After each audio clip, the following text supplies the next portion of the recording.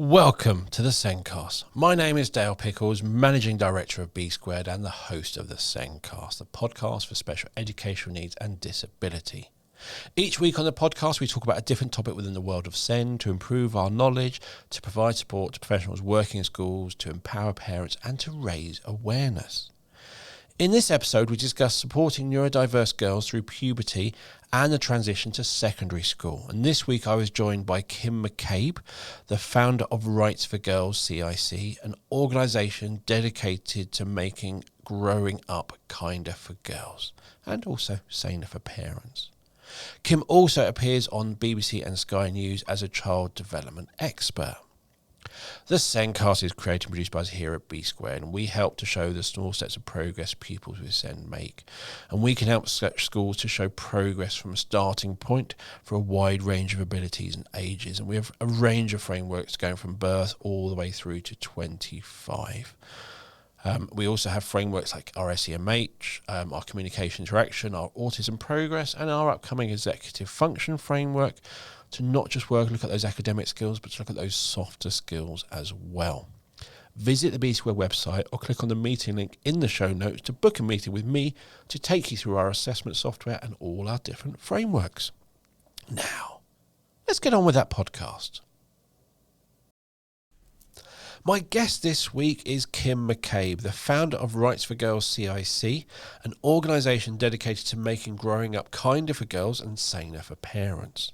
Kim is the author of From Daughter to Woman, a parenting guide praised for its wise and practical support through the teen years. Kim also appears on BBC and Sky News as a child development expert. Welcome to the show, Kim. My pleasure. It's great to be here. Thank you for joining us. So, puberty is not fun for anyone. Lots of awkwardness and lots of unknown. It is most definitely worse for girls than boys. Lots more to deal with, and it makes so much more sense why girls grow up quicker than boys, because they have to. From my own personal experience with my daughters, I know for neurodiverse girls, it can be a much bigger struggle.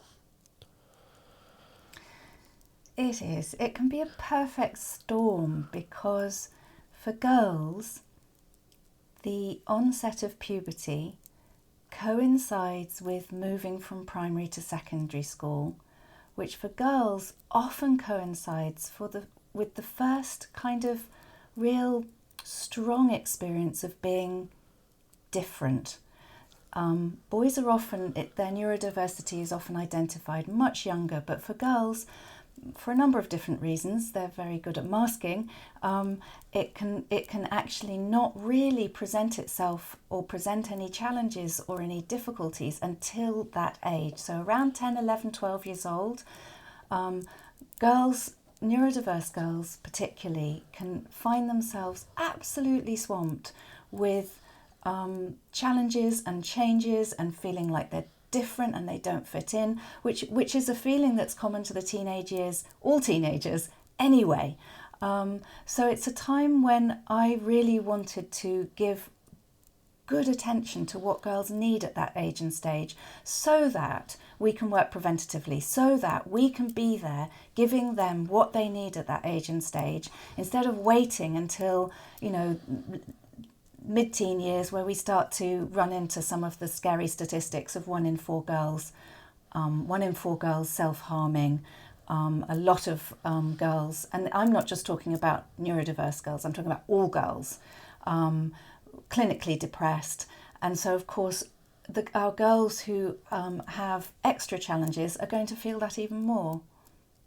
Definitely. And for my own daughter's experience, is we thought she was autistic from a young age, but she was doing really well. So, and everything we saw, we supported, and but it was around year 7, I think it was beginning of year 8, she was really struggling, and lots of conversations, lots of things, conversation with schools, and she obviously recognised she was different, but didn't know why.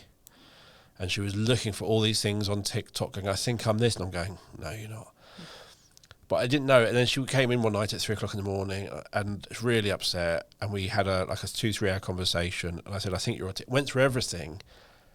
And then I said, when did you start feeling this? And it was actually like year 3 or year 4 that actually where almost her direction was not the same as everyone else's, and it was not the feelings towards boys, but it's how she responded to boys and things, all these different things. She was just knowing that other girls were doing one thing and she wasn't fitting in, and was trying to work out why.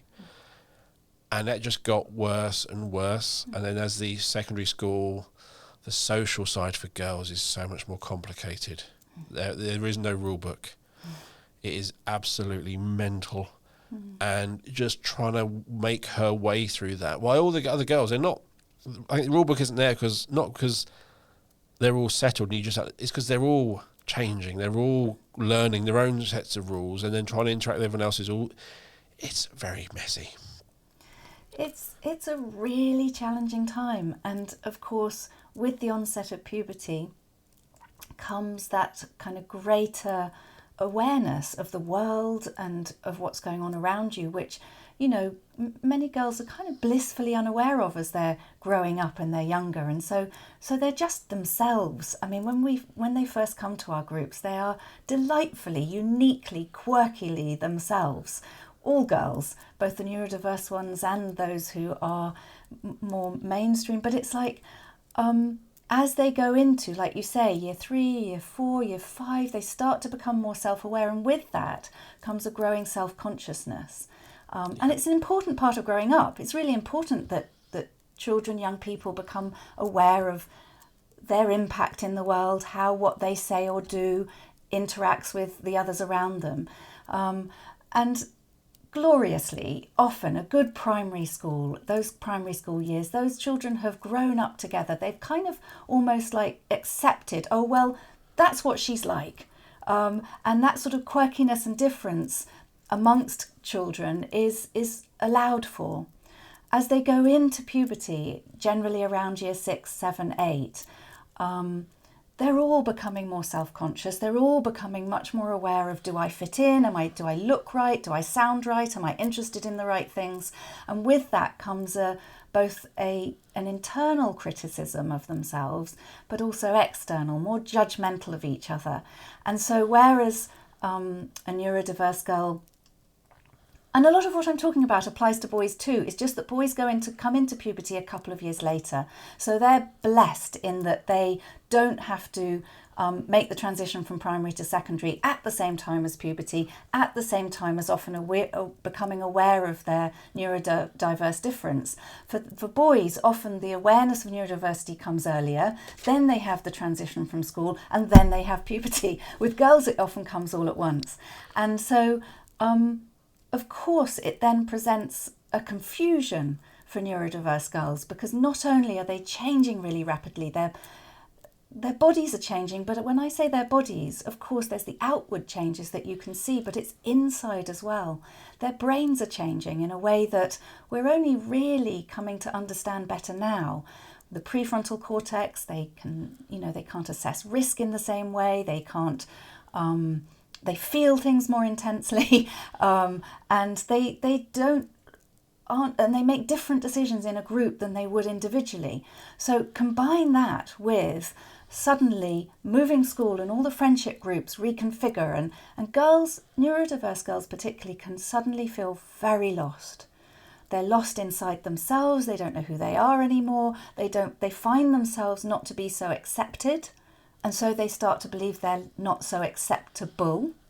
And this is where the role of teachers and parents becomes really important, because all the other children around them are also changing. We're the constant. We're the adult in the room. So a deeper understanding of their needs can really help them through this phase.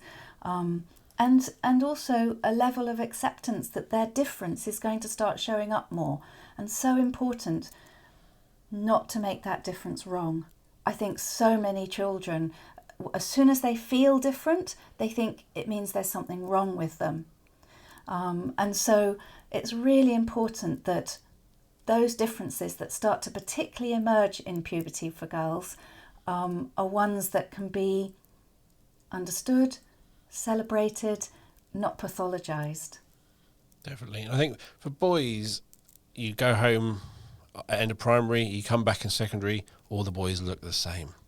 For the next 2 years, they're generally the same. Some have growth spurts, but generally boys are pretty constant, whereas girls, puberty starts at completely different ages for various reasons.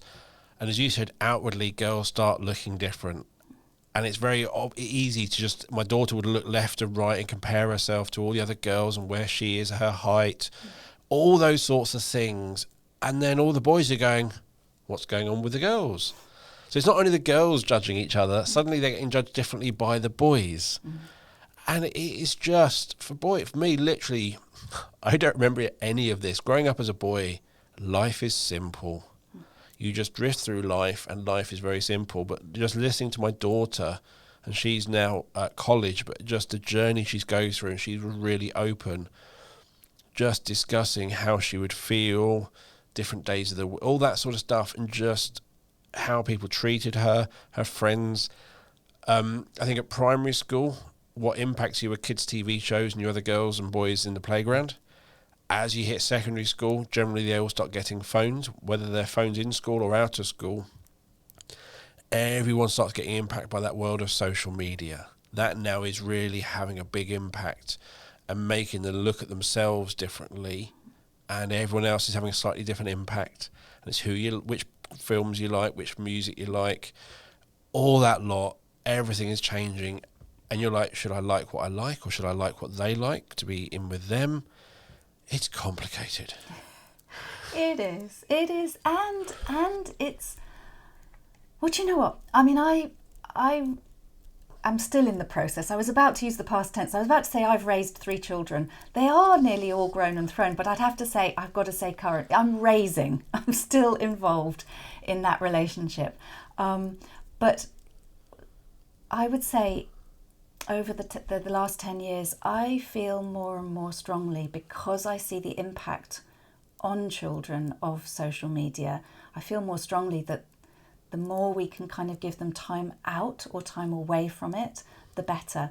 It is great. It can be a way where young people can find their tribe. If their tribe if the people like them aren't in their school, aren't in their clubs or in their community, if they can't easily, naturally find people like me, sometimes online, that is where they can. And they can start to feel normalized. Like, oh my gosh, I'm hanging out with people who think like me, who feel like me, who say stuff like me. That's so reassuring and affirming, particularly at that time of puberty when you're going through so much change. And actually, who, whatever age you are, finds change easy? None of us do. Even if it's welcome change, even if it's change that you want and you embrace, it's still really unsettling. And children especially find change a challenge. They haven't yet got the tools that we develop as we grow older and into adult life for how to manage change, how to make change feel a little bit safer, how to make ourselves feel like we're a little bit more in charge or have some agency through change. Because a lot of aspects of change feel out of our control, which of course is something that's, when you're young, particularly if you're neurodiverse, it's like change is challenging. So figuring out, okay, so what does this child need? And I'm now talking to parents, teachers, but also to children themselves. What do I need? What does this child need at a time of change? And it's going to be different for different children. But if you're an adult in a child's life, you're an expert. You've been living with that child or working with that child for quite some time. You have some adult insight into what you notice that child needs around times of change. For some children, it's to talk. For other children, it's to have time out where they can just dive into deep focus of something that actually maybe they've been interested in for years. For other children, it's to actually be given practical skills. In this situation, try this. They actually need it sort of spelt out. When you're not sure and you're confused about, try this. Then let's talk about what happened. And for some children, it's just acceptance. In fact, actually, goodness me, whatever age we are, we all do better when we just feel loved and accepted.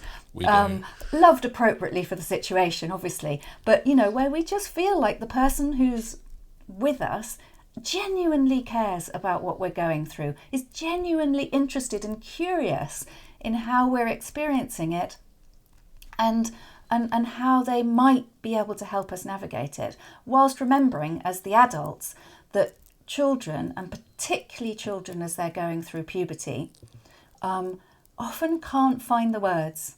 They don't have the words. So when we adults kind of go, well, just tell me what it is. What's gone wrong? How are you feeling? We're actually stressing them further. Their stress levels go up because they don't know. They don't know how to put it into words. They can't find the words. They don't even know how they feel. So then we have to kind of be like foreign interpreters. Their behaviour is their language often. How they behave is often telling us so much. So really important that we don't misread their behaviour and say they're misbehaving, they're bad, they're doing wrong. No, they're communicating. And often it's not very convenient for us. It gets in the way of us doing what we want to do. We don't want to hear, see, feel what they're trying to say. Often, as an adult with a child who's struggling, how we end up feeling alongside them with the way they're behaving gives us a real insight into how they're feeling. So if you find yourself triggered and feeling irritated or shut down or hopeless, chances are it might be an indication into how they're feeling. So then thinking about, well, what do I know about this child? What would help them through with this? And equally, if you're the child and experiencing it yourself, to start asking yourself the question, even though you don't know the answer, of like, what are my feelings telling me? What are my feelings showing me about what I need right now? Even when you may not be able to get what you need, because we don't always find ourselves in situations, particularly in the school environment, but, also in the work environment, can't always just meet our needs in the way that we might like to, but there's often some small thing that we can do. Even to kind of take 10 minutes out in the quiet room or the toilet, or, a break, a moment just to kind of come back to yourself. I just want to touch on a couple of things you said there. And the one I'm going to go straight for is mobile phones, technology. Should you ban them? Should you not? The answer is there is no straight, simple answer. For some, taking tech away from them will really help. For others, not being allowed to see what goes on increases anxiety. So you've got to manage that. You can't just take it away. There's steps you've got to do before that. For others, it is that connection to others which support them. So it's not a nice simple phones are bad, go put phones down at this time, phones should be. It really depends on the child, the situation, and so many other factors on whether or not you should do that. But then again, I was thinking about as you're talking is, I would say my daughter probably spends, being regulated and dysregulated is not a nice simple one or the other. There's a scale how close you are. And I think with all the stuff going on in my daughter's life, she's probably through secondary school was quite close to being dysregulated a lot of the time, which generally meant she wasn't really fully aware of what was going on. She'd come home and she kind of rant and let it all out, but she maybe wasn't taking all that information in. She was maybe seeing the surface level actions, but not seeing maybe actually this is a follow-up from last week. So you literally have to act as a parent, almost as that diary. Hang on, she sent me this week. Hang on, this sounds a bit like last week. And you end up having to put it all together. And it is because she's not she's kind of dysregulated. She's letting it all out. You have to be non-judgmental. Very important. You can't, no matter what's going on, you've got to be non-judgmental. You can't just take your child's side. It's not about taking sides. It's about finding because what you think they should do is actually probably the wrong thing from their point of view, because that might make a big drama, which they don't want. So you can't even offer solutions in that way of you need to do this. But I found a lot of time which really helped is reflecting on things and just saying, do you think that they did that because of this? And generally because they're struggling and they're upset. Or even saying to my daughter, it's like literally going, hang on, we had this problem a month ago. And again, not or anything, but is she due on? And my daughter would just look at me and go, yeah, she is, because they're quite open about it. But when someone's grumpy at you, you're like, whoa, what have I done? And you think it's about you because you're very insecure. And I think you talked about as adults, we have that perspective. We're more confident because we got lots of experience of actually I'm generally all they fine. Now someone's being angry at me, that's probably not me, it's probably them. But as a teenager, it's always think it's your fault. It seems to be, it must be me, I've done something wrong, what have I done wrong? And it was just listening and finding those patterns and having those conversations with my daughter just helped her literally go away. An hour later, she'd come back and go, oh, actually, I think you're right. I've been chatting to her. And it's just, you are that, as you said right at the beginning, you are the constant, you are the solid, you are the expert in your child, you're the one who sees all the things and can link it all together that they cannot. And it's really important you fill that role in a calm, supportive manner, in a way that actually I can do this. But I try to give my daughter advice on what things to do, and that never worked. So I'd often start it with, I know I'm old and I don't know anything, but sometimes she took a hint of what I said. But a lot of the time, she was only giving me some context, and the action I was giving her in that in the overall context was probably wrong. And there's also, I'm just going to touch on masking. Mask or to not mask. Most people say you shouldn't mask. Masking's bad, it's not healthy for you. You get that come across quite a lot. For some, I think for some people is, if I don't mask, I'll be alone with no friends, is the fear. Whereas if I mask, I'll be in a group with friends. And I had this conversation with my daughter. She chose to mask so she could have friends, so she could walk to school people. She'd have lots of people and yes, she had to put the mask on and let it all out when she got home. But overall, she felt that was a better option. That's a lot to deal with. For us blokes, we just, no. TV, school, homework, sometimes it's simple. Yeah, that question of, should I mask? It's such a good one. And actually, it's not exclusive to neurodiverse girls. All girls are making that decision. What do I give up in order to fit in? I want to belong. How much of myself, my individuality, do I sacrifice in order to be part of the group? It's a really good question. We do it in every situation, children and adults alike. And of course, it's a moment by moment decision. And what we need to be aware of is, what does it cost me? What does it cost me to mask? Is that a sacrifice worth making? If it means that you are included in the group, that's a real value. That's worth sacrificing something. But if it means that you're only part of the group because of not being you, then do you really belong? Does that really feel like belonging? So it's a balancing act, and we're all doing it all the time. But it is exhausting, which is why it's so usual to have kind of times when you can't hold it any longer. And yes, that's great if you manage to get home before you need to kind of just, either have a full kind of minute by minute account of how the day has been, or lock yourself in your bedroom for a bit of kind of complete downtime, whatever your way is of kind of recovering and resourcing yourself and regaining your energy. But harder if it happens in school, where all of a sudden you can't do it anymore and you actually need to have a moment and a space for yourself to come back to yourself. And whether we are a teacher or a parent, it can be really hard when we're around a child who is unregulated, because they're stressed, and that's stressful for us too, and for us not to take it personally. And yet that is our job, that is our role, to be the adult in the room, to help our children regulate from us, alongside us. And that's hard because often the child inside of us is triggered, and of course we too may have neurodiversity, so that gets triggered too. Whatever they're going through takes us right back to when we went through that. So as the adult, I run an online parenting course, and many of those parents are parents to neurodiverse children, and they come kind of wanting answers. Tell me what to do. How do I do this? What in this situation? What do I say? And it's so that's natural. As a parent, we want to get it right. Of course we do. Of course we do. But there is no right. I'm sorry to say, there is no right way. We're all figuring it out. We try something, and if that seems to be heading in the right direction, we carry on. If it doesn't, our children are really good at telling us when we're getting it wrong.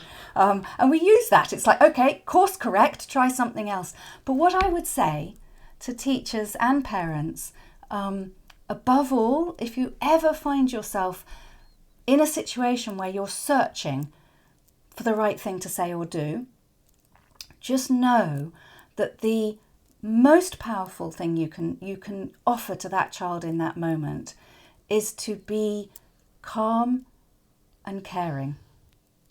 So if you feel like you're at a loss for words, or you don't know how to respond, give yourself a moment and just be a calm, caring presence. And what that means in that situation will be obvious. You know, whether you're a teacher who just needs to be a calm and caring force in that moment, or a parent who just needs to be calm and caring, that child will then feel a sense of calm descending around them, and also a sense that there's someone else, someone outside of them who really cares. I think there is I see it on the internet every so often. It comes up. It's a girlfriend ranting. It's on social. It's like a screenshot of us messaging, and the girlfriend's ranting, and the boyfriend replies, "Are we in the emotional stage or solution stage?" Because as bloke, you tell us a problem, I'll give you all the solutions. That's not what my daughter wants. No. She just wants me to listen. To listen She and just to wants to trust share. her. Yes, to listen, but also to trust her that she has the solutions. And that actually by you listening, she can also hear herself. And by hearing herself, she finds some of her solutions. I loved what you said before about how sometimes you're also like her prefrontal cortex. You're the one who can kind of go, this sounds like what happened last week, or isn't this a bit like what you went through with the other person a month ago? So that you, whilst particularly when we're in a crisis and we're stressed, we can't think clearly. So essentially they borrow our brains, they borrow our capacity to think clearly, not to give them solutions, but just to be listening and maybe reflecting back what we hear so that they can hear themselves even better. And I would like to say that so many times I have felt completely useless with my daughter because I haven't given her a solution. We haven't had this conversation and she's got 5 steps she can go through to solve the problem. But as from my point of view, I feel, from her point of view, I've done exactly what I needed to do, which was listen, not judge, give her a hug, go do something together, distract her a bit. Because again, sometimes just distracting her. We do a Costco run, we go to the supermarket, anything, just an hour of doing something else, almost like takes her out of where she is, and it gives her time to relax, and she'll talk on the car journey, and it gets calmer, and then like her frontal cortex comes back, and she's going, oh, actually, so my job isn't to solve the problems. I thought it was. I thought I had to solve everything. I'm her dad. I solve and fix everything. No, my job is to listen, to care, to be there, to distract, and do that reminding. And you call it distraction, but actually, as I listen to what you're calling distracting, that's being calm and caring. You are doing something that's repetitive, that's safe, go to Costco, something that you both do together. You're keeping her company in giving her your calm presence while she kind of returns back to herself. And actually, I know this one as a parent, you know, you do want to fix all the things and take away all the problems. Of course you do. But how disrespectful is that of life and learning? That if we always fixed everything, then we haven't equipped our children to go out into the world and manage without us. And I think sometimes a good guide is, if this was my best friend rather than my child, would that be disrespectful to say, I think you should do this? No, with our best friend, we trust that they have the wherewithal and the inner resources and also inner knowing of what's going to be best for them. How dare I think I know what's best for them? And often I rein myself in as a parent by kind of comparing it with what I would do with a best friend, because actually, if I'm trying to offer solutions to my children, I'm not respecting them and I'm not trusting them. But what I can do is exactly what you're describing, which is create the environment where they can process it. Not necessarily, partly by talking, partly just by keeping them company and doing something kind of actually that seems to be totally unrelated. But we all know that the brain keeps ticking things over while we wash up, while we shower, while we go for a walk, while we do something practical or domestic. And that actually the brain continues to be figuring it out. And actually, by you still being there, she can pick up the thread of that conversation and kind of go, I think if I said this, that might be. So in actual fact, that process of parenting, often I think as a parent, especially if we're presented with a crisis, with a child who seems to be under stress, we want to take that stress away. That would be a great disservice. Staying with them in the stress and allowing them to find a way through where they can kind of regulate themselves again, then start to think clearly, and then perhaps come up with some solutions. That can take minutes, hours, weeks, months. Yeah. One of the things you said there is treat them like how would you treat a best friend. Is I don't know where it came from or why or anything, but I decided when I think my eldest was at secondary school, my youngest was top of primary, I think you'd get into clashes because you are treating them like children. I just went, I'm going to stop. I'm going to treat this house as we are 4 adults. Yes, I will say, what do we want to do? To me, we have 4 equal votes. Sometimes the children are wrong because they don't have enough information. They haven't got that context, the perspective. But I started treating them as adults. And when we have these conversations, I'm not talking down to them. I'm literally talking to them like my friend telling me their problems, how I would do things. If I want to do something that weekend, I wouldn't tell them this is what we're doing. I would say, I was thinking of going here, what do you think? And what I found, just changing my language and treating them more like an adult in lots of different small ways, made everything better. And I think it opened up those conversations because I was treating them differently. So the trust, I think, was then returned by having the open conversations. So yeah, treating them as like adults or your best friend, how would you approach that? Absolutely. And start changing your I think we get stuck as they're our children. That's our little child. And the thing is, the girls groups that we run, so often what we hear from the girls is, this is brilliant, it's not like school. And my heart feels sad because I think, why are you saying this is brilliant and then in the next say, it's not like school, implying that school isn't brilliant in this way? And I think it's because both parents and teachers, we get into the habits of talking down to children, and yet we get so much more out of them, but also out of the relationship with them when we treat them on a more respectful basis. We aren't their best friends though. And that actually is an important distinction, I think, to make. They have their best friends, and their best friends are not their parents and not their teachers. We have a very particular role in their lives, which is very special. And I think parents make a mistake when they start behaving only like a best friend to a child, because sometimes we have teachers the same, more of a guiding, sort of steering, holding role to take in their lives.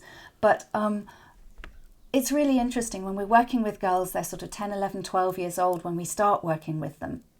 So essentially they are not yet adults by any stretch of imagination. They are no longer small children though, and beginning to treat them like the growing up people that they are, it just brings out the best in them. They aspire to meet what we expect of them. They aspire to kind of meet the responsibilities that we've collectively chosen as a group that individuals will take. They regulate each other as well as themselves. They take responsibility. When we give responsibility, they take it. When we take responsibility, they don't. They don't take it. And it's a nuanced thing to know, when is it appropriate to like you say, I love hearing how you just a slight change in your phrasing, like we're going to do this, as compared to I'm thinking of this. How, what do you think? Is such a powerful change for any person, but particularly for a growing up person, to kind of feel like, oh, what I think matters. Yeah. It's also teaching our children about consent, which is also so important, that actually they are able to say no. Not to everything and not in every circumstance, but that actually they do have agency, and they need to start feeling that agency. It's funny, with the girls that we work with, we have a session where we talk to them about what they're looking forward to about growing up, and it starts with, I can eat what I want, I can go to bed when I want, I can watch whatever I want, I can have as many pets as I want, and then it goes more into kind of, I'll have a home and I might have children, and then we talk about, so what's the journey? How do you get from where you are now to having all of those things that you want? And at first they kind of go, I've just got to get a job and get money and get my own life and get rid of my parents and, and then have to leave school, no homework. But then they start to kind of go, I have to learn how to take the responsibility. The freedoms come with responsibility, and I share with them. I say, look, I'm a parent to 3 children. I gauged how much I could hand over their bedtime or what they were doing over to them. I was watching them to see whether they were making responsible decisions. If they go out without a coat on a wet and windy day, I'm not going to just step back and say nothing. I mean, I might, so they learn by experience if it's okay to. But for the most part, it's as we show ourselves to be more responsible, we are then gifted more freedoms, which is what our growing children want. I think they have to learn to go out with a coat at least once to learn. Yes, although I don't like carrying the coat.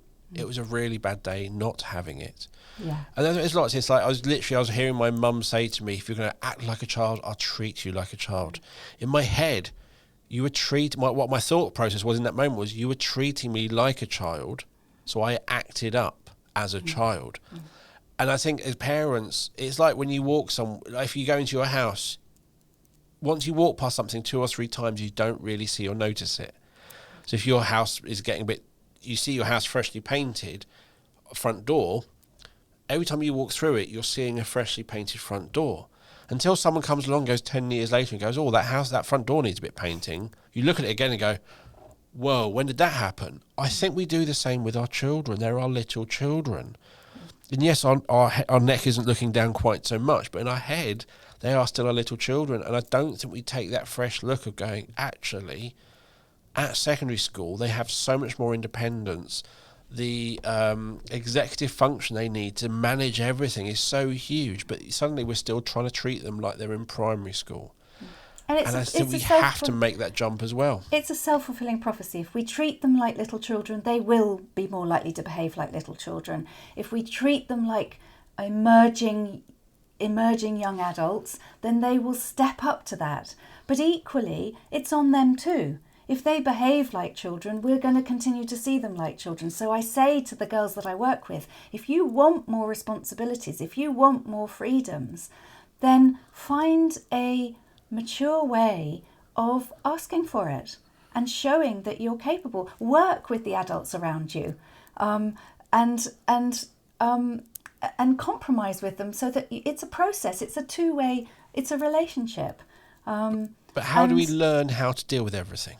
By getting it wrong first and learning a better way. Yes. So if you don't let them go out without the coat, if you don't let them go make that wrong decision once, if you don't let them fail and then go, okay, this isn't a rule my mum's or dad's given me, this is a rule that you just have to do. I'm giving it to myself.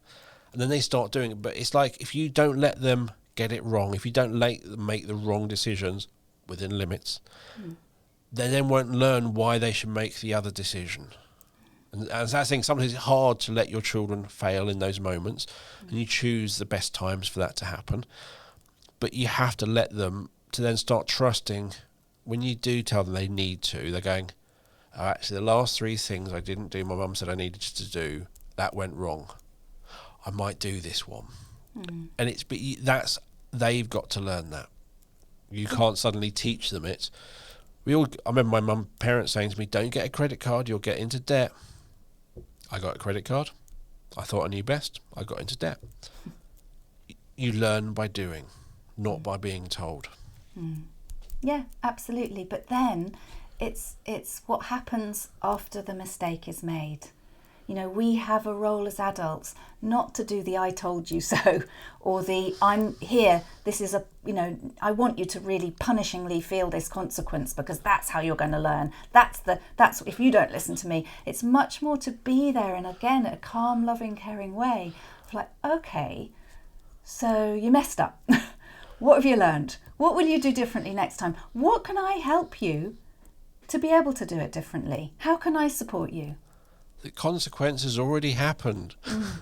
You don't need to add a consequence. No. It's already happened. Yeah. They're coming to you almost in admitting you were right. You don't have to say it. No. You just have to just be there. It's not right or wrong. It's learning. You learn through getting it wrong. If you keep getting it wrong, then we've got an issue. But I think for most of the things, when my daughter was struggling with things, generally it was a new situation she hadn't gone through. She hadn't learnt the rules. Yeah? If you give her a rule book, she'll fine. But growing up, every year, new things. Every year, something changed. Not the same situation, a different situation. You help her learn the rules, she can adapt it. Then the rules change again. So every time things were going wrong, it's because it was a new situation. And how can I be upset for anyone being put in a new situation, not knowing what to do? As employers, you employ people. If you then have a job, they must do this, but you don't give them the opportunity or help them to do that, you can't have a go at them for not doing it. That's on you. And to me, it's the same with being a parent. You can't just expect them to get it right when they first encounter it. They'll get it wrong. And yet we do live in a culture of covering up of mistakes. In Rights for Girls, I'm the founder director of the organisation, and we start every meeting with each of us owning up to a mistake that we've made that week, and then what we've learnt from it, because we're trying to create a culture where we don't hide our mistakes, we celebrate them, we share them so that we all learn from them. But when I think about when I was at school, it was all about getting things right. Yeah. It was all about being marked and judged and sort of ranked according to how right I was. So no wonder our children don't want to make mistakes. And you know, oh my goodness, the number of girls that I work with who are crippled by perfectionism, who really are crippled by, and they just say, tell me what the rules are, just tell me what to do so I can do it right. And actually, it's that painful kind of process of like, there are actually no rules here, and you're going to be figuring out what's right for you. And the way that you're going to be figuring that out is by getting it wrong over and over and over again. You'll get it wrong more often than you get it right, because the minute you get it right, you move on to the next thing. You've got that cracked now, and you're moving on to the next thing that you're learning. So actually, to look at our learning, whether it be in the workplace or at school or as a parent, is actually to see what we're doing is experimenting all the time. What if I said this? What if I try that? And more often than not, it's like, okay, that's sort of, no, not quite right, so I'll try this.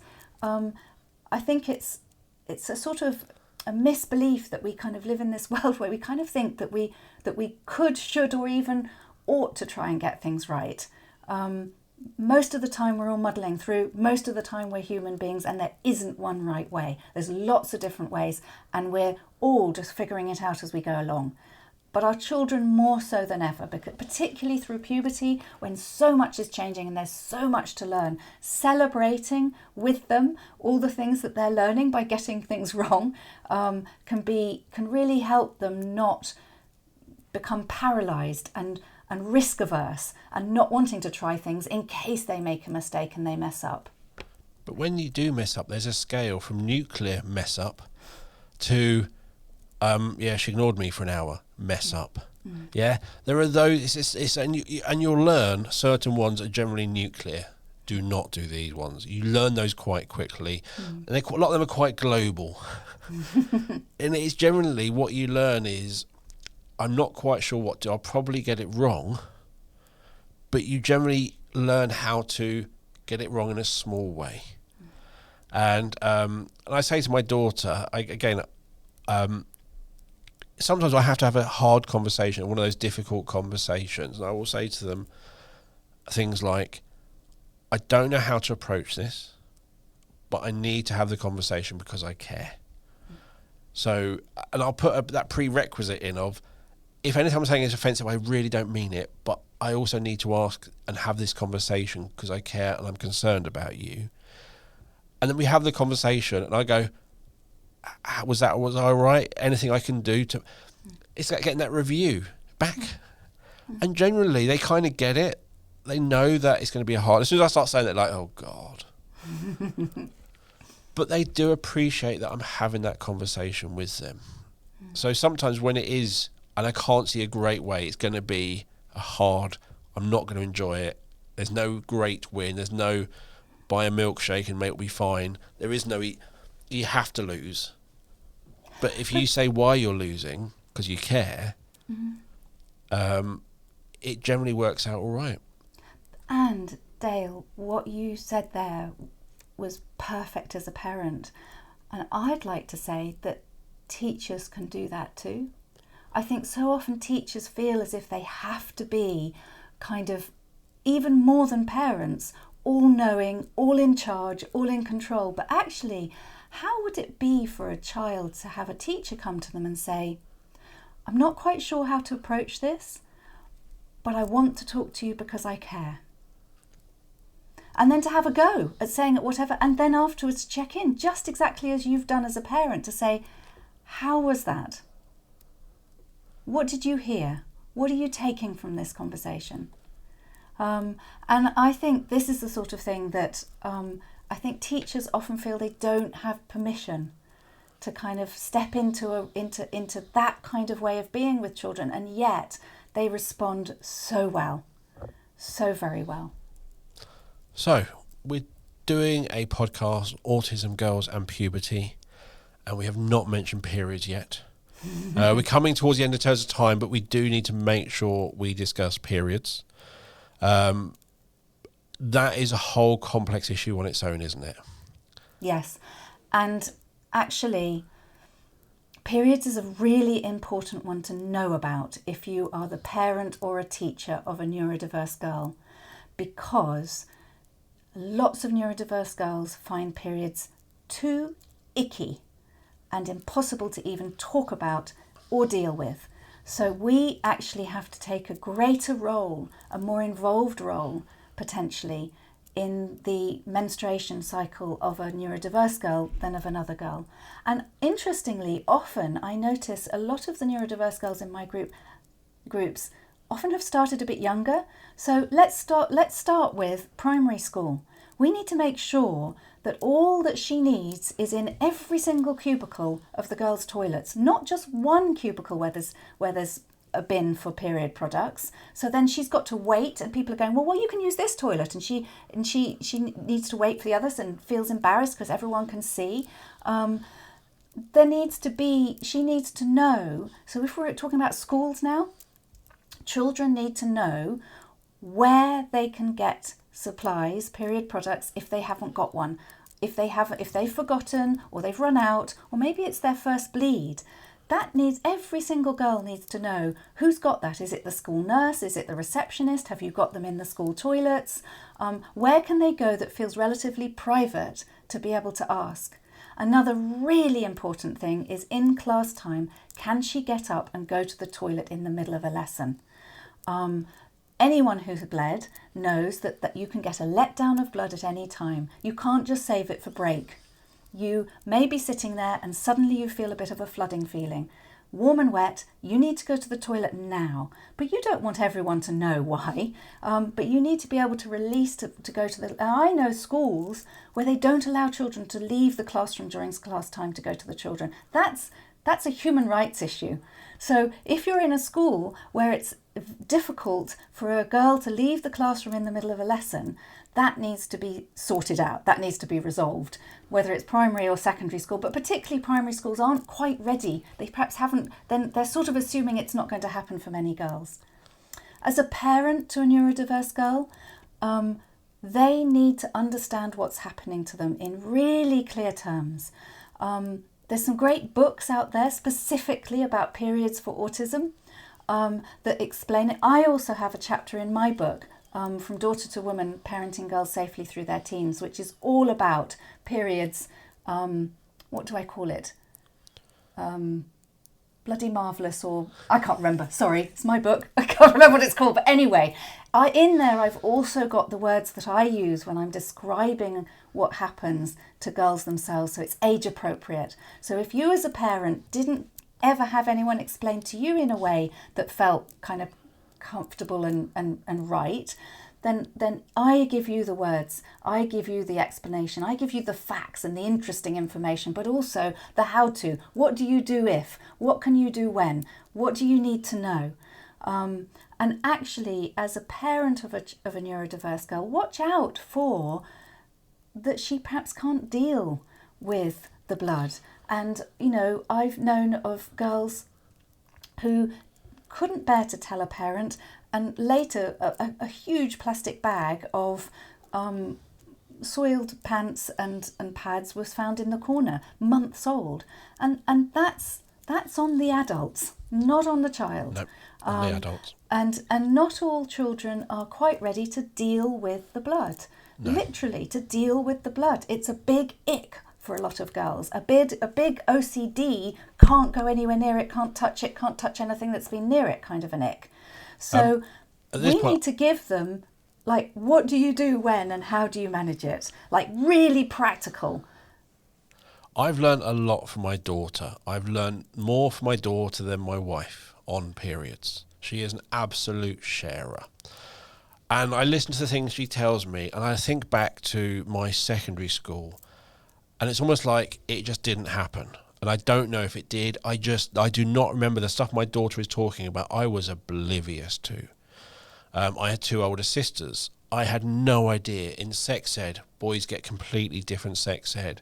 So if you're a male teacher, if your boyfriend, if your daughter's boyfriend has no idea about periods, do not blame them. Blame the environment they grew up in. My daughter has shared me so much, and that thing about should always take a hoodie. If we go out from a restaurant, can I sit on your hoodie?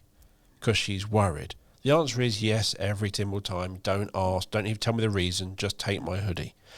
And the fact that this isn't like a once a year worry. This is a very regular worry. We have to book holidays around this. It is a huge worry that is impacting her every single month. And she knows other girls who are going through the same, who are literally worried about standing up in class and all this lot. And I can't believe, and if my daughter's school said she would not be allowed to go to the toilet, I would go absolutely ballistic on her and every other girls. But it is so not right. It is so not right. I would drive to school, collect her, take her home and take her back. I do not care. It is not right. Whatever you'll say, the reasons, vaping behaviour, things like that, do not care. That is something you've got to find a way of managing. It can't be a blanket, no toilets. That is not right. And from a bloke who's never been through it, never experienced it, watching my daughter go through puberty all the way through school and realising how much it impacts her when we're away, everything. And she doesn't do tampons. She only does pads. That has another big impact on what she wears. So she might plan an outfit, can't wear that outfit this week. It's just ridiculous how much it impacts her. And the fact that blokes don't understand is not their fault. They've just not been experienced. So please do not blame men as a general thing. We do not know, and I've learned so much. Yeah, absolutely. There's a lot to learn. And actually, often girls want to learn from other women, but not always. They want to learn from a trusted adult, basically, who might be a teacher. It might be a Girls Journeying Together facilitator. It's the reason that we meet with the girls as they make that transition from year 6 to year 7. We meet monthly so they get to feel what monthly feels like. And we talk about all the things that you need to learn. And like you say, Dale, it's a lot. But it's also not just... I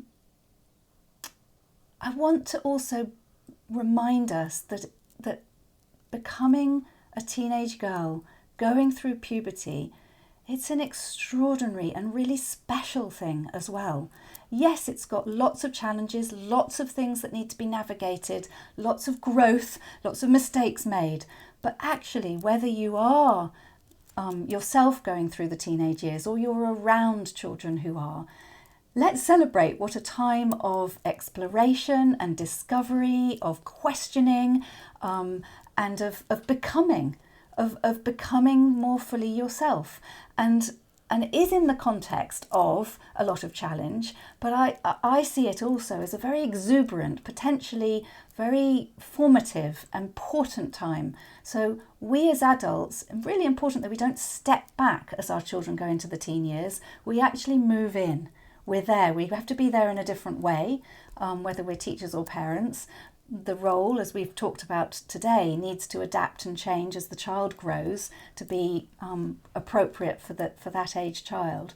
But it is a time to really walk alongside our young people. They are our future. You know, the girls, many of the girls are going to become the leaders of the future. That some of them are going to become the mothers of the next generation. They're all our elders in waiting. So if we are concerned about the future, we have impact that we can make through our young people. And if you are a dad and your daughter is sharing this like my daughter does with me, that is the most massive compliment you are ever going to get, because you are trusted, you are listening, you are caring. I get messages, hot water bottle. I think for a lot of for neurodiverse girls, periods, the cramps and everything can be a lot worse. So that is something. My daughter just will come in the morning when she was at secondary school going, I can't go in today. I go, fine. I'm not even going to question. And there is this whole thing about attendance, and the Commissioner's report, which came out recently, the second word was engaging. Yes, she might be in, but if she is in pain and she can't concentrate or do anything, she's not going to learn anything. So let's just have a day at home where she's comfortable and she might be able to go in the next day. So mental health days for periods, absolutely big tick. There are various other reasons why girls may take time off during periods, if they can't get hold of sanitary tampons and pads, and that. There's so many reasons. That's not your place to judge or question. It's that your job is to support. And it's the other thing I think some girls or parents think, and I've read, going on birth control, not because you're sexually active, but because it can help regulate those periods and things like that. And I know some girls do that who are neurodiverse, but also with all the hormones all over the place, that can actually be even worse. So it's trying to find the right one. So it can be a lot of hard work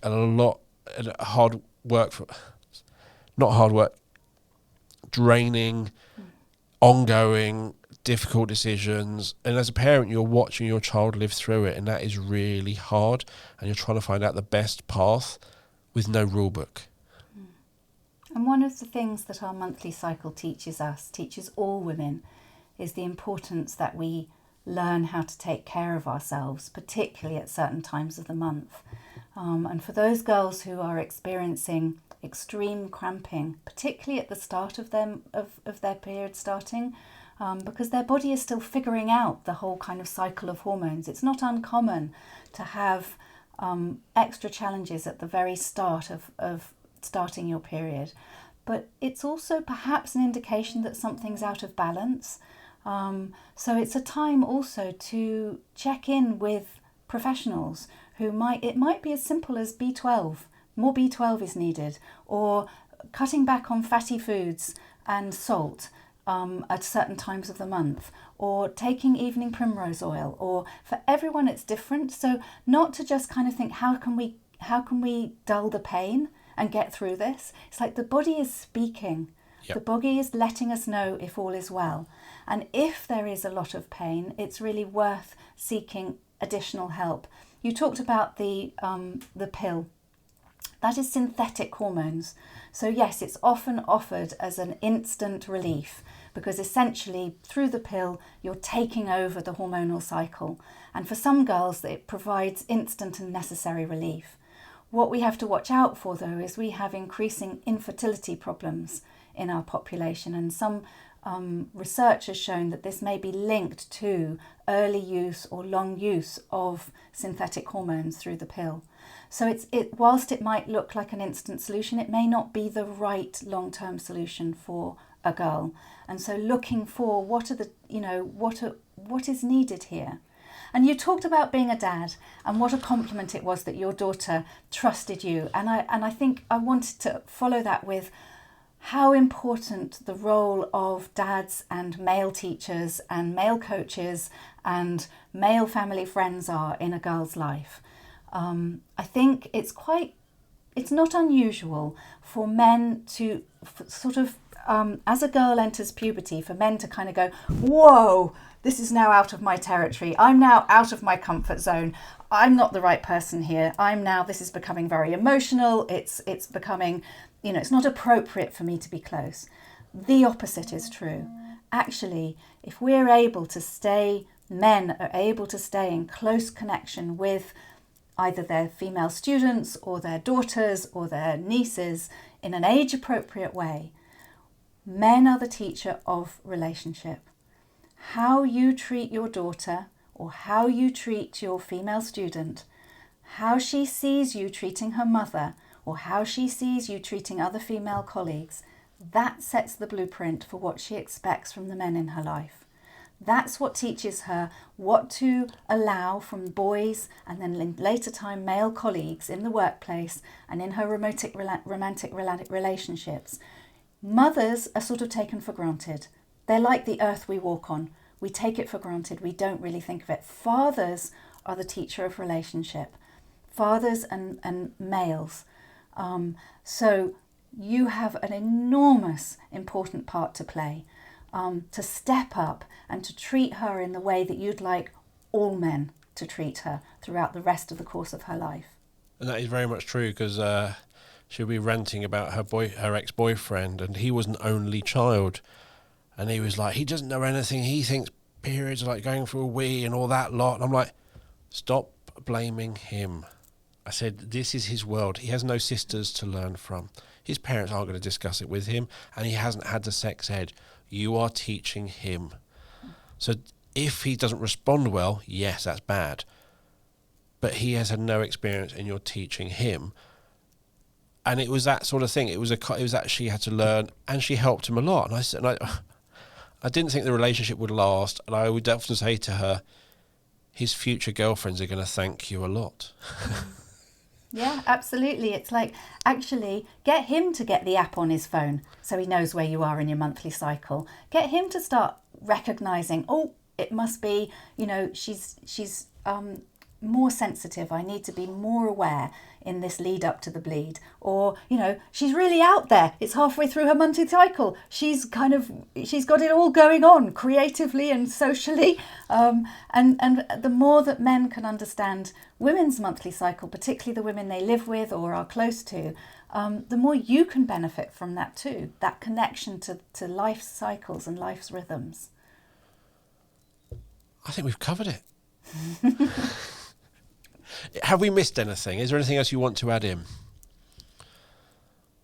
I think I want to finish with remembering what an important stage of life it is as a child, girl or boy, goes through adolescence. They are discovering themselves and finding themselves, and it's a privilege to be allowed to be alongside that in whatever role you have. And just expect to be challenged. How does someone find out who they are if they don't challenge the rules and the boundaries, if they don't try things out and make mistakes?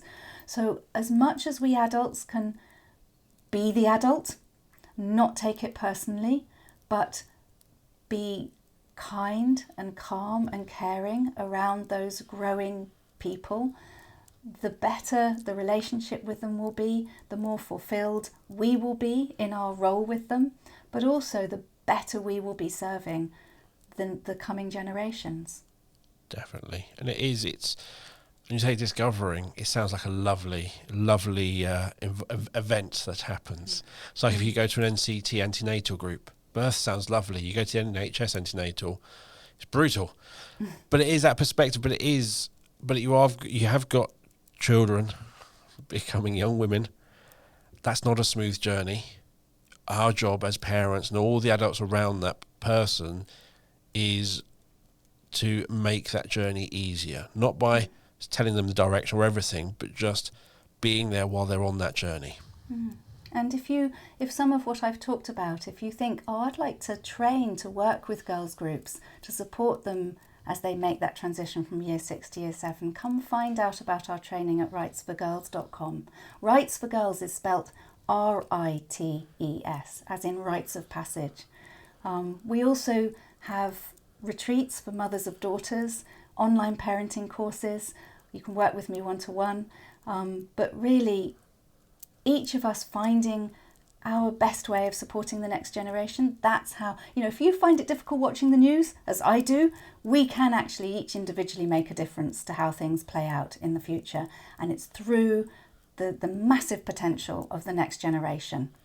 And we all have a part to play in that. And that takes me a nice segue straight into, as always, you're going to find all Kim's contact details in our show notes. So website address, Facebook, Instagram, Twitter, her email, they're on YouTube, her book, Mothers Journeying Together, Parents Through Difficult Times, Girls Net, Parent Pause, loads of links Kim shared, so lots of resources to use and find out. And as always, you'll find those show notes wherever you listen to the podcast or on the Sendcast website.